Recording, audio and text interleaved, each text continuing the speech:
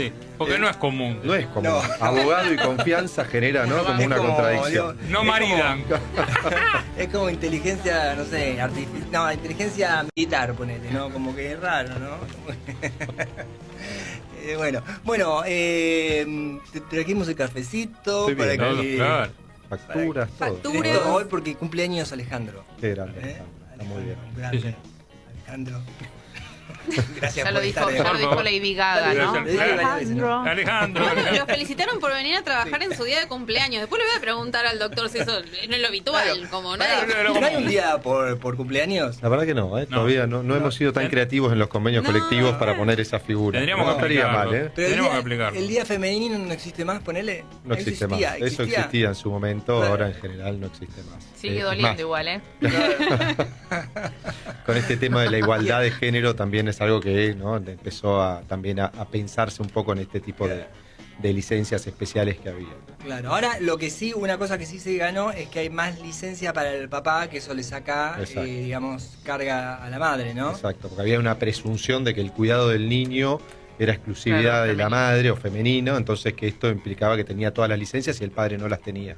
Entonces, en general, en distintos convenios se empezó a ver una equiparación en los cuidados y en las licencias que pueden llegar a tener, lo decide cada pareja, Sí. pero por lo menos tiene la posibilidad el hombre de tomarse esa licencia. Ah, pero que si no, es uno, es el otro, se maneja así. Se maneja, Ah. exacto, graduado. La Ah. licencia está para los dos. Antes había un padre bien. que quería tomarse unos días por, no sé, por nacimiento del hijo y probablemente no lo tenía. Hoy tiene esa opción. Bien. Entonces lo puede tomar o no. Digamos, pero Yo está tengo en mi la propia teoría que digo que si le llegan a dar la licencia que le dan en los países nórdicos, que le dan igual, no sé, meses al padre, los padres se matan. licencia. Yo creo que hay muchos que prefieren ir a trabajar y Sí, continuar con la sí, rutina sí, diaria sí. y no. Sobre todo lo- Tal cual. El escape. no, me El dejes escape. no me dejes en casa con esto. Claro, yo iba a decir muchos preferimos, pero no, lo puse. No, está bien. Bien ahí, Muchos bien ahí. prefieren, claro. Bien.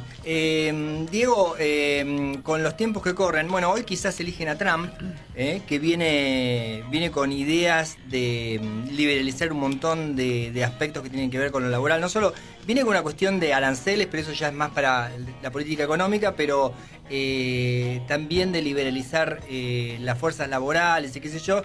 El discurso es, nosotros necesitamos producir más. Y para producir más necesitamos cambiar el sistema, y para cambiar el sistema tenemos que darle de baja a un montón de beneficios que tenía el trabajador antes. Y dicen, es la única manera, es decir, ¿por qué? Porque las empresas tienen que producir más, tienen que ser más superavitarias, entonces eso va después derramar en todos. Y es tan así, es decir, porque viste cuando te cuentan esas historias que están tan cerradas, después uno la repite, la escucha 1000 veces y te queda en la cabeza como decir, y bueno, y claro, la verdad que para que haya más trabajo para todos deberíamos flexibilizar, no sé si ahora se sigue flexibilizar, la palabra esa me parece que no se usa más, pero se usan otras, ¿no? No, sincerizar. Pero, no, sí, pero hoy se usa mucho flexibilidad. Le gusta mucho. Volvió. Sí, le Volvió. gusta, le gusta. ¿Qué pensás? Mira, es complejo el tema, muy, muy complejo. A priori, sí es real lo que venías planteando, ¿no? Hoy las transformaciones, o lo hemos hablado a lo largo de estas semanas, pero la reforma que se hizo en la Argentina tiene que ver con una flexibilización, y no tenemos que tener miedo de decirlo. Yo creo que hay que sostener todo el tiempo que es una flexibilización, porque es una palabra que quedó asociada a algo malo en la Argentina, porque ya se hizo y no funcionó, o por lo menos no tuvo los efectos que se planteaban.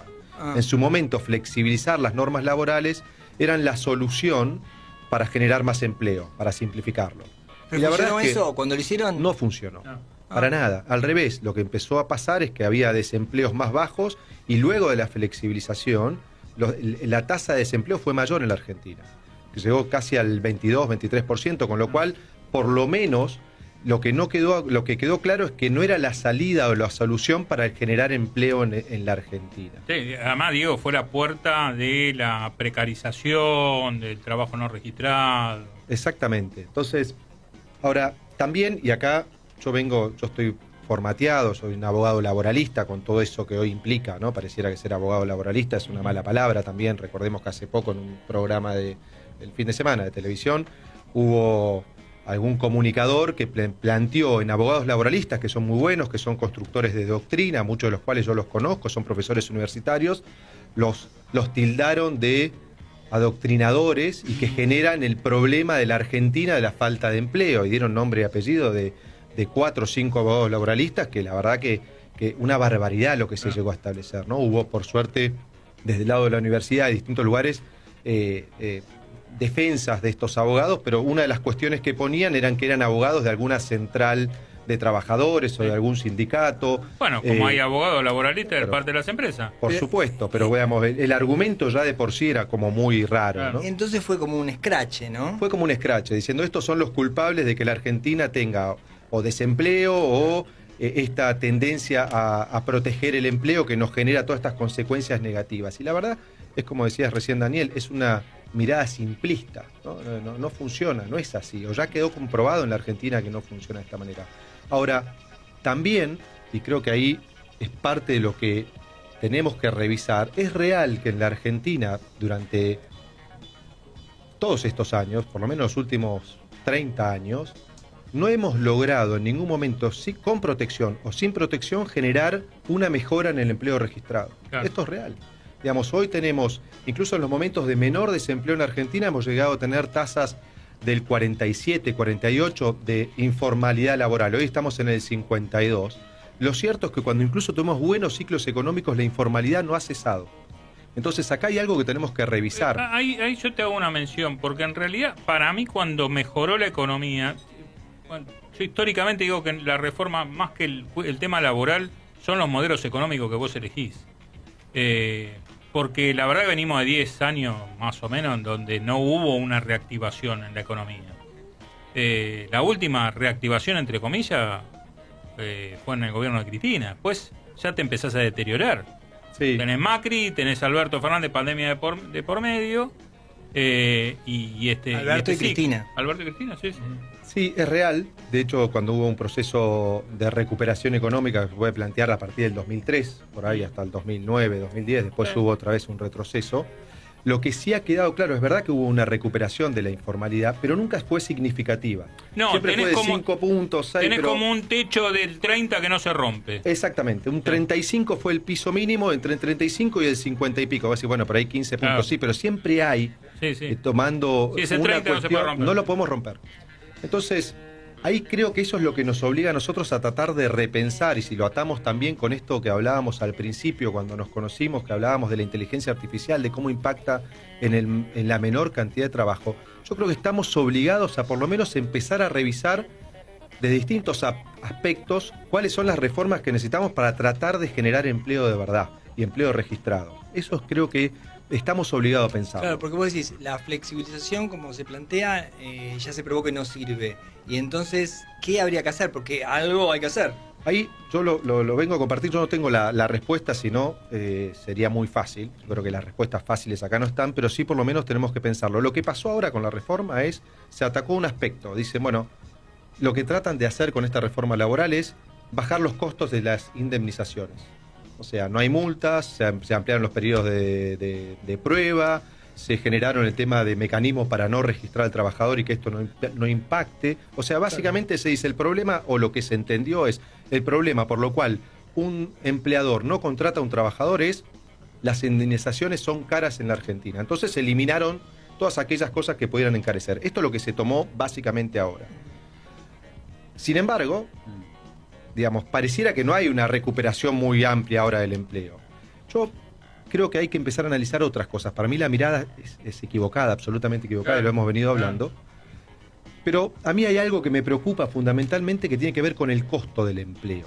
¿Qué implica un empleado? Y acá me pongo, yo también hago una autocrítica. Cuando uno plantea empleadores, generalmente imagina grandes empresas tomando trabajadores y pagándoles poco o no registrándolos por una decisión empresaria, que muchas veces ocurre. Pero también tenemos que pensar en empleadores como puede ser el bar de la esquina.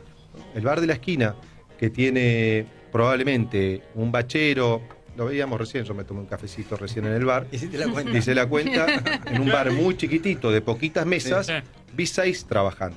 Uno Claro. detrás de la caja, 2 chicas que atendían, el bachero atrás, otro que salió que estaba haciendo una limpieza en los baños, 6, 7 personas. Y cuando uno piensa, yo hacía el cálculo, recién lo revisaba, que una persona para tomar un salario, 250.000 pesos, ¿no? Un salario en mano. Sí. ¿Saben cuánto implica, cuánto es lo que se paga en mes para que ese trabajador tenga 250.000 pesos en mano? ¿Cuál es el costo real final? 405.000 pesos. O sea que hay un 62% sobre ese salario en mano, que es para englobarlo rápidamente, es un costo laboral. Y es un costo laboral que yo podría determinar lo que es un impuesto al trabajo. Entonces muchas veces nos pasa que cuando yo tengo una charla, o si imaginamos esa charla, no estamos hablando de una mega empresa, estamos hablando del señor que hizo una inversión y que tiene el bar de la esquina. Cuando va a contratar un trabajador, le dice, mira, yo te puedo pagar 250.000 pesos. El trabajador tiene la percepción que es lo único que cobra, que encima está cobrando mal. Y el empleador tiene la percepción que ese trabajador, en definitiva, mes a mes le sale 405.000 pesos. No hay percepciones reales del tema. Y si tenemos una primer charla franca, muchas veces ocurre que vos, como cuando pasa que te dicen, bueno, necesitas factura, no, entonces por ahí van el 10% y el 10%, pasa lo mismo en la contratación laboral. Mira, entre pagarte 250, yo te puedo pagar 350 en negro, el trabajador dice, bueno, yo agarro los 350, el empleador dice, yo me ahorro 50.000 pesos todos los meses, claro, y genera esta informalidad. Claro. Ahora, y se da otra particularidad, que ese bar que por ahí tiene los números económicos muy pequeños, los márgenes de ganancia, porque siempre hay un límite, si tiene que tomar 6 trabajadores para que el bar funcione más o menos bien, el impuesto que termina pagando al trabajo es mucho más grande, es mucho más alto que probablemente, voy a ponerlo por ahí, el ejemplo no es muy feliz, porque, digamos, si vos tenés un campo de 100 hectáreas o de 1000 hectáreas que probablemente se pueda desarrollar con un trabajador arriba de un tractor, el impuesto que paga ese productor es mucho más bajo, el impuesto al trabajo, claro, y la rentabilidad presupongo que es muchísimo más alta, ¿se entiende? Entonces, hay algo que tenemos que revisar ahí, porque el problema justamente se da, una de las cuestiones que creo que hay que empezar a mirar es si es razonable o no que el 62% recaiga en un tipo que decidió poner un bar, que no es lo mismo que un mega empresario o que otro sector. Entonces uno me podría decir rápidamente... Pero, a ver, Doc, con eso vos ves una parte de la foto. Porque después, para que ese bar abra, tenés que tener consumo interno, tenés que tener salario que se paguen como corresponde, ¿no? Porque si no, la verdad que no se genera ese trabajo. Pero, Diego, me parece que vos vas a la cuestión que está relacionada con que la misma regla para una mega empresa multinacional, claro, va para el bar, la misma, también, digamos, la misma vara. Exactamente, sí, sí. Y que probablemente los márgenes de ganancia del bar son muy distintos a una mega empresa. Entonces, probablemente, si vamos a preguntarle al bar, todos están registrados de manera deficiente, porque es la única manera de que el número le cierre, porque encima si tenemos problemas de consumo, si el valor del café no lo podemos subir porque cada vez consume menos gente, es un círculo negativo. Ahora, lo más complicado es que en la Argentina o en esta reforma nadie se puso a pensar en este tipo de reformas. Es decir, ¿es razonable tener el 62% de impuestos sobre el trabajo? Y es fácil, ¿no? Porque yo lo anoté acá. Pero digamos, de jubilación el empleado paga el 11%, ¿sí? Sí. Sobre esos... El empleador paga el 16%. De obra social, el 3% uno y el otro el 5%. Y tenemos el 8%. De PAMI, el 3% y el otro 2%. De asignaciones familiares, 7,5%. De fondo de desempleo, 1,5%. De ART, 3%. De seguro de vida obligatorio, o sea, todo cuando sumamos el paquete entre todos lados, el 62%. Cuando hacemos un análisis de cómo ocurre, estamos hablando de Trump, en Estados Unidos, el total es del 30 y pico, 32%. De los cuales, no lo quiero poner como un modelo, pero claramente también tenemos ahí un tema de protección del Fondo de Seguridad Social y el tema de salud.